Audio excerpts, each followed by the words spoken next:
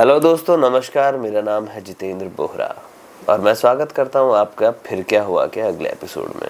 जैसा कि आप लोगों को पता होगा कि ये फिर क्या हुआ एक स्टोरी टेलिंग एपिसोड है जहां पर crime, thriller, horror, paranormal activities से लेकर के कोई भी ऐसा एक्सपीरियंस जो कि ऑडियंस के काम आ सके उसे शेयर किया जाता है। भले वो रेडिट की कहानियाँ हों या किसी की मुँह ज़ुबानी हो। लोग मुझे 7715022450 पे अपनी कहानियाँ भेजते हैं और मैं उन कहानियों को आप तक पहुँचाता हूँ। तो अभी तक इस चैनल को अगर सब्सक्राइब नहीं किया है तो चैनल को सब्सक्राइब कीजिए। वीडियो देखने पर लाइक ज़रूर कीजिए। अगर पसंद आए स्टोरी तो कमेंट कीजिए, क्या कमियाँ लगी आपको इस बारे में भी लिखिए और हो सके तो अपने फैमिली फ्रेंड्स तक शेयर कीजिए, क्योंकि ये एक ऐसा चैनल है जो कि कंसर्न रेज करता है, लोगों को सिखाता है। फिलहाल जो आज की कहानी मुंबई से ही है और ये मेरे ही एक दोस्त हैं जो कि पहले एक्टर हुआ करते थे, उन्होंने एक्टिंग लाइन छोड़ दी है और अब वो कुछ और कर रहे हैं, बिजनेस कर रहे हैं अपना। उन्होंने मुझे भेजा, तो फिलहाल बिना ज़्यादा समय वेस्ट किए हुए शुरू करते हैं। तो इस कहानी को ना मैंने एक कहानी के फॉर्मेट में लिखा है जो कि लैपटॉप मेरा नीचे रखा हुआ है। मैं उस पर पढ़ के आपको सुनाता हूँ और बीच बीच पे अपना इनपुट देता रहूँगा। तो चलिए शुरू करते हैं कहानी। स्वागत है आपका। यहाँ हर कहानी डरावनी है। जरा सोचिए, फिर क्या हुआ? तो दोस्तों, ये जो घटना है ये मुंबई की है। मुंबई के उपनगर, मतलब जो आउटर स्कर्ट ऑफ मुंबई, वहाँ पर एक जगह है शांति हाइट्स। काफ़ी पॉश अपार्टमेंट है वहाँ। एक शांति हाइट सोसाइटी है, उसमें बहुत ही पॉश अपार्टमेंट है। उनमें से एक अपार्टमेंट था मेरे दोस्त का। बाहर से बिल्डिंग जितनी शानदार दिखती थी, इसका चौथा माला यानी कि 4th फ्लोर पर घटी इस घटना ने इसे अंदर से उतना ही डरावना बना दिया था। और ये कहानी उस एरिया में क्वाइट फेमस भी है। लोग जानते हैं कि चौथे माले पे क्या हुआ था। ये जो चौथा माला था, यहाँ पर खाली 2 ही फ्लैट थे, क्योंकि क्या होता है ना, पॉश सोसाइटी जो होती है वहाँ पर बड़े बड़े फ्लैट्स होते हैं। 3 BHK के 2 ही फ्लैट थे, 401 और 402। जो फ्लैट 401 था वो मीनाक्षी आंटी जी का था। तो मीनाक्षी आंटी रहती थी उसमें। उनके पति का एक अच्छा खासा बिजनेस था, लेकिन जो उनका घमंड था ना, वो सिर चढ़कर बोलता था। बहुत ईगोइस्टिक थी वो और उनकी ज़बान बहुत कड़वी थी। जो उनका स्वभाव भी था वो बहुत गुस्सैल था, तीखी ज़ुबान वाली थी और बिल्डिंग के वॉचमैन को लेकर काम वाली बाई तक वो सबको लपेटे में ले लेती थी अपने। मतलब ना, वो दूसरे को नीचा दिखाने वाली महिला थी। कई आपने नोटिस किया होगा कि सोसाइटी में इस तरह की महिलाएं भी होती हैं जो दूसरों को नीचा दिखा करके बड़ा खुश होती है।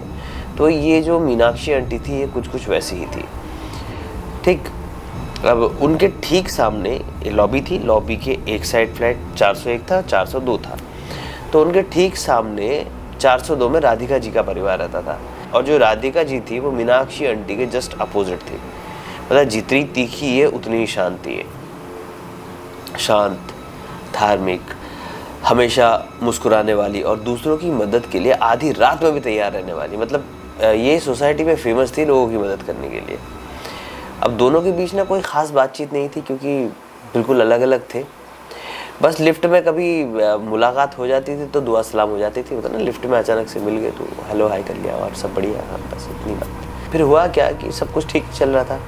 तो एक दिन शनिवार का दिन आया। अपार्टमेंट के ग्राउंड फ्लोर पर ही, यानी कि जो अपार्टमेंट था उसका ग्राउंड फ्लोर था, बड़ी बड़ी दुकानें होती हैं, नीचे दुकानों का गाला था, ऊपर रेजिडेंशियल अपार्टमेंट थे। तो उसके ग्राउंड फ्लोर पर ही एक ग्लैमरस सैलून करके खुला हुआ था। बहुत अच्छा सैलून था। अब दोपहर के करीब 1 बज रहे थे। राधिका जी वहाँ हेयर कट और फेशियल कराकर अभी उठी ही थी। उनके काटे गए बाल अभी फर्श पे बिखरे ही पड़े थे, मतलब क्लीनिंग भी नहीं हुई थी, उन्होंने जस्ट कटवाए ही थे बाल अपने। तभी वहाँ मीनाक्षी आंटी गए अचानक से और पूरे रौब के साथ दाखिल हुई अंदर। सलून में उस दिन एक नई लड़की काम पर थी। एक नई लड़की आई थी काम करने के लिए पहली बार, जिसका नाम भैरवी था। जो भैरवी थी ना, दिखने में बहुत अजीब थी। लाइक गरीब फैमिली से थी। उसकी उम्र का अंदाज लगाना थोड़ा मुश्किल था। रंग एकदम पीला, आंखों के नीचे गहरे काले गड्ढे और उसकी आंखों में ना एक ऐसी शून्यता थी जैसे कोई जिंदा लाश हो, मतलब विद ब्लैंक आइज। उसके पास से किसी अजीब जड़ी बूटी की स्मेल भी आती थी, अलग सी स्मेल आती थी, एक महक आती थी। मीनाक्षी आंटी अब कुर्सी पर बैठ गई। उन्होंने भैरवी को एक ट्रेंडी हेयर कट करने का हुक्म दे दिया कि भाई चलो एक ट्रेंडी हेयर कट करो। अब भैरवी खामोशी से बाल काटने लगी चुपचाप रह करके। अचानक से क्या हुआ ना कि जो भैरवी थी उसके कैंची से मीनाक्षी आंटी के जो बाल थे उनकी एक एक्स्ट्रा लट आती है ना, वो गलती से कट गई, वो भी थोड़ी सी, ज़्यादा नहीं, बस थोड़ी सी यूं करके।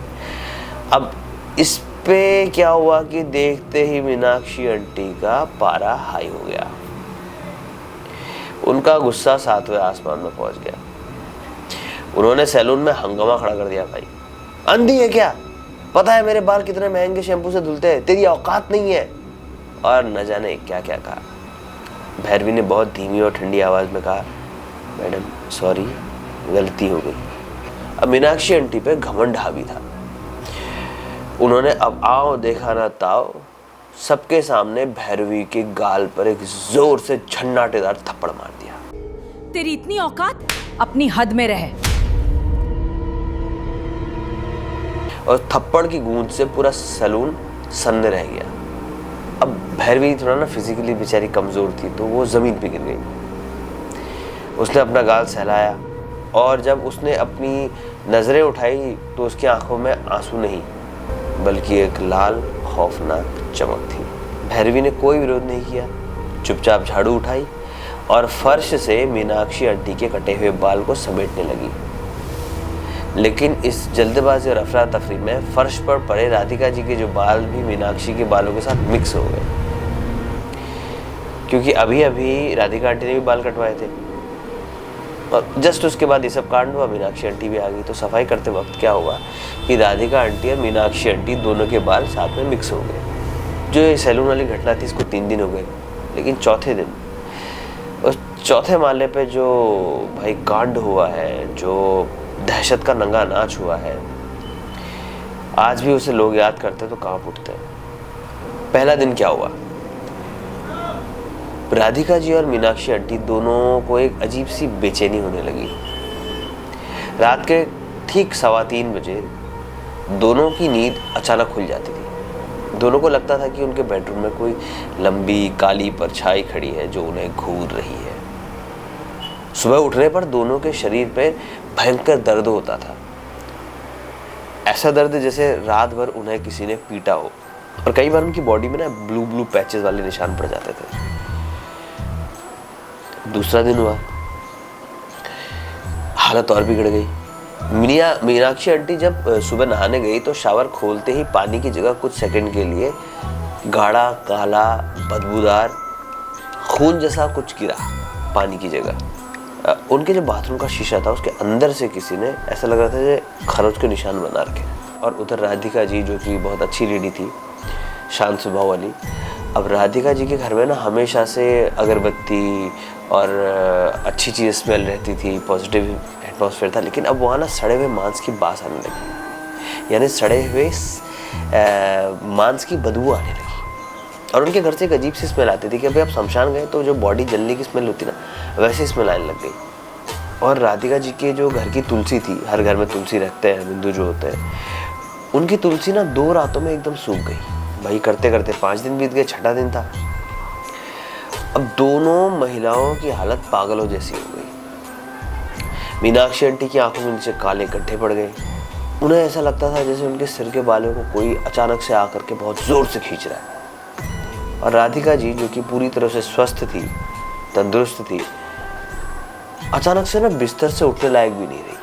सबसे डरावनी बात तो तब हुई जब राधिका जी को उल्टी हुई और उस उल्टी में काले रंग के बाल और सिंदूर निकला। मेडिकल साइंस के पास इसका कोई जवाब नहीं था। भाई डॉक्टर ने तो हाथ खड़े कर दिए, डॉक्टर के पास गए थे लोग, लेकिन डॉक्टरों को समझ में नहीं आया।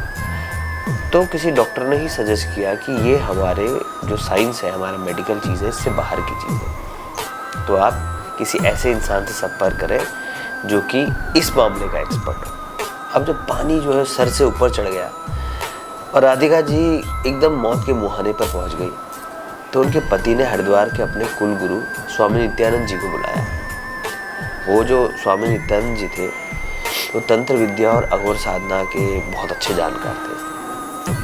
उनकी तुरंत फ्लाइट करवाई और उन्हें मुंबई बुलाया गया। शाम को 6 बजे वो लैंड किए और रात के 8 बज रहे थे करीबन। स्वामी जी जैसे ही चौथे माले पर उतरे, उनके कदम अचानक से रुक गए। उनके माथे पर पसीना आ गया। उन्होंने अपनी रुद्राक्ष की माला निकाली और कहा, इस फ्लोर पर मौत खड़ी है। यहां बहुत भयंकर शमशानी हवाओं का पहरा है। किसी ने सीधी मारक क्रिया यानी कि जान लेने वाला काला जादू किया है। स्वामी जी ने तुरंत दोनों फ्लैट्स के बीच की जगह यानी कि जो कॉरिडोर था में एक लाल कपड़ा बिछा दिया। उन्होंने मीनाक्षी आंटी, जिनकी हालत अब तक तो बहुत खराब हो चुकी थी, और राधिका जी के परिवार वालों को बाहर बुलाया। स्वामी जी ने क्या किया, एक नींबू लिया येलो कलर का और उस पर कुछ मंत्र पढ़कर उसे हवा में उछाला। वो नींबू जैसे ही जमीन पे गिरा वो अचानक से एकदम सड़ा हुआ काले रंग का हो गया और उससे लाल खून जैसा कुछ बह रहा था। और भाई ये सब लोगों के सामने हुआ। तो जितने लोग वहाँ मौजूद थे, मीनाक्षी आंटी और राधिका आंटी जी की फैमिली वाले, ये देख करके सबकी हवा टाइट हो गई। अब स्वामी जी ने अपनी आंखें बंद की और ध्यान लगाया और कुछ मिनटों के बाद जब उनकी आंखें खुली तो एकदम लाल हो चुकी थी। अब स्वामी जी ने यहाँ पर गंभीर आवाज में कहा, ये मौत का खेल बालों से शुरू हुआ है। किसी बहुत ही खतरनाक तांत्रिक लड़की ने शमशान की चिता की राख, उल्लू के खून और बालों का इस्तेमाल करके मारण प्रयोग जैसी क्रिया की है, यानी कि वूडू डॉल बनाई है। रात के 12 बजे शमशान में किसी पुतले में सुइयां चुभोई जा रही हैं और उसका दर्द मीनाक्षी और राधिका दोनों को हो रहा है। स्वामी जी ने मीनाक्षी की तरफ देखते हुए कहा, ये काला जादू केवल तुम्हारे लिए था, क्योंकि तुम्हारे कर्म, तुम्हारे घमंड और तुम्हारी नीयत ने उस बुरी शक्ति को अपनी तरफ खींचा था। फिर उन्होंने राधिका जी के पति से कहा, राधिका जी इसमें बेवजह फंस गई है, क्योंकि तांत्रिक लड़की ने जो बाल शमशान में गाड़े हैं उसमें गलती से राधिका जी के बाल भी मिक्स हो गए थे। बालों के जरिए शरीर का डीएनए यानी कि उसकी आइडेंटिटी जुड़ जाती है, इसलिए वो प्रीतनी दोनों को एक साथ मार रही है। ये सुनते ही मीनाक्षी आंटी फूट फूट कर रोने लगी। यकायक उन्हें पार्लर का वो मनहूस दिन याद आया, भैरवी की खौफनाक आंखें याद आई और मारा हुआ थप्पड़ भी याद आ गया। अब मीनाक्षी जी ने क्या किया, अब मीनाक्षी जी बढ़ती ना क्या करती, स्वामी जी के पैर पकड़ लिए और जान की भीख मांगने लगी। अब रात के 11:30 बज चुके थे। स्वामी जी ने कहा कि वक्त बहुत कम है, रात के 12 बजे वह तांत्रिक आखिरी कील ठोकेगी, मैं अनुष्ठान शुरू कर रहा हूँ। स्वामी जी ने राधिका जी के फ्लैट के चारों तरफ एक अभिमंत्रित जल से एक लक्ष्मण रेखा खींच दी और राधिका जी के सर पर हाथ रखकर महामृत्युंजय मंत्र का जाप शुरू कर दिया। क्योंकि राधिका जी का मन साफ था और उनका जो ऑरा था, उनकी जो आत्मा पवित्र थी और निर्दोष भी थी, इसलिए सिद्ध पुरुष की सकारात्मक ऊर्जा ने आसानी से उनके बालों का संपर्क उस शमशानी जादू से काट दिया। उन्होंने अपनी क्रिया की और वो कनेक्शन जो था बालों का और राधिका जी का, वो कट गया। ठीक 12 बजे राधिका जी की उखड़ती हुई सांसें सामान्य हो गई और वो गहरी नींद में सो गई। लेकिन मीनाक्षी आंटी की हालत, अब मीनाक्षी आंटी के हालात अलग थे। स्वामी जी ने उन्हें अपने फ्लैट 401 में जाकर के हनुमान चालीसा पढ़ने को कहा था और हिदायत दी थी कि चाहे जो कुछ हो जाए दरवाजा मत खोलना। रात के ठीक 2:15 पर पूरे चौथे माले की लाइट अचानक भग-भग करके बुझ गई और तभी फ्लैट 401 यानी कि मीनाक्षी जी के अपार्टमेंट से एक ऐसी भयानक दिल दहला देने वाली चीख गूंजी जिसने पूरी बिल्डिंग के लोगों को जगा दिया। चीख के साथ ऐसा लगा जैसे अंदर कोई भारी फर्नीचर टूट रहा हो। अब जब स्वामी जी और बाकी लोगों ने मिलकर फ्लैट 401 का दरवाजा तोड़ा, मीनाक्षी जी के घर में घुसे तो अंदर का नजारा देख करके सबके होश उड़ गए। मीनाक्षी आंटी जो थी, उनकी जो बॉडी थी वो डाइनिंग टेबल के पास जमीन पे पड़ी हुई थी। उनकी आंखें पूरी तरह से बाहर की तरफ फटी हुई थी, उनका चेहरा पीला पड़ चुका था और सबसे खौफनाक बात यह थी कि उनके खुद के दोनों हाथ उनके गले को बहुत जोर से जकड़े हुए थे, मानो किसी अदृश्य शैतानी शक्ति ने उन्हीं के हाथों पर कब्जा करके उन्हीं से उनका गला घोंट दिया हो। अगला दिन हुआ, वही सोसाइटी में एक वुमेन की डेथ हुई थी, तो पुलिस वाले आए तो इस मामले की छानबीन शुरू की और ग्राउंड फ्लोर के ग्लैमर सैलून में पहुंचे तो पता चला कि भैरवी नाम की वो लड़की उस शनिवार यानी कि थप्पड़ वाली घटना वाले दिन शाम को ही अचानक काम छोड़कर चली गई थी। अब जब पुलिस ने सैलून के रजिस्टर में भैरवी द्वारा लिखे गए पते की जांच की तो पुलिस के भी पसीने छूट गए, क्योंकि वो पता मुंबई के किसी घर का नहीं बल्कि शहर के बाहर स्थित एक बहुत पुराने शमशान घाट का था। भाई सवाल ये उठ गया कि भैरवी कौन थी, कहाँ से आई थी और आने के बाद फिर कहाँ गायब हो गई। और ये आज तक एक मिस्ट्री है, एक रहस्य है। यार राधिका जी की जान तो बच गई, लेकिन उस खौफनाक रात का जो सदमा था वो उसे बर्दाश्त नहीं कर पाई और एक हफ्ते के अंदर अंदर जो उनका फैमिली थी उन्होंने वो फ्लैट छोड़ करके वो बेच दिया वो फ्लैट और कहीं और जगह शिफ्ट हो गए। और आज भी ये आलम है कि वो जो सोसाइटी है उसके चौथे माले पर कोई रहने की हिम्मत नहीं करता। कई लोग मेरी स्टोरी अगर उन तक पहुंच गई तो समझ जाएंगे कहाँ की स्टोरी बता रहा हूँ मैं, नाम थोड़ा बदला है चीज़ों को लेकर के। अब बिल्डिंग के वॉचमैन जो है उनका कहना है कि आज भी रात के ठीक 3 बजे कभी कभी होता है ना, वो तो कभी सीढ़ियाँ लिफ्ट बंद होता है तो सीढ़ियों से उतरते हैं गार्ड्स, तो उन्होंने बताया कि आज भी रात के 3 सवा 3 बजे उस फ्लैट के अंदर से यानी कि 401 यानी मीनाक्षी आंटी के फ्लैट के अंदर से किसी की रोने की आवाज़ और घुटन भरी सांसें लेने की आवाज़ सुनाई देती है। भले वो फ्लैट इतने सालों से बंद है लेकिन अभी भी उसके अंदर से कभी कभी वो आवाज़ें आती हैं। तो आई होप आप लोगों को कहानी अच्छी लगी होगी।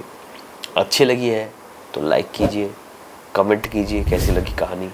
और ये कहानी मेरे एक मित्र ने भेजी है जो कि 302 में रहते हैं, उसी फ्लैट के नीचे, राधिका जी के फ्लैट के नीचे। फिलहाल आज के लिए कहानी में इतना ही। अच्छी लगी तो लाइक कीजिए, कमेंट कीजिए, शेयर कीजिए और सब्सक्राइब तो ज़रूर से सब्सक्राइब कीजिए। और मिलते हैं आपसे अगली स्टोरी में।